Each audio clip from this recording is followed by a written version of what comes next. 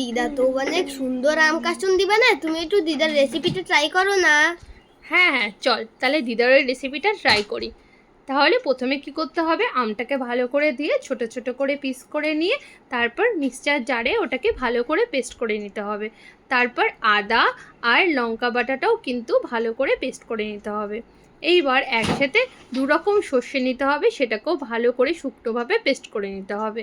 এইবার একে একে সব মিশ্রণগুলোকে একটা ছোট্ট বাটির মধ্যে ঢেলে তার মধ্যে নুন, লঙ্কার গুঁড়ো, হলুদ গুঁড়ো, একটু চিনি দিয়ে ভালো করে ওটাকে ভালো মিশিয়ে নিতে হবে। মিশিয়ে নেওয়ার পর কড়াইতে একটু সাদা তেল না সর্ষের তেল দিতে হবে, সর্ষের তেল দিয়ে ভালো করে মিশ্রণগুলোকে ঢেলে দিতে হবে।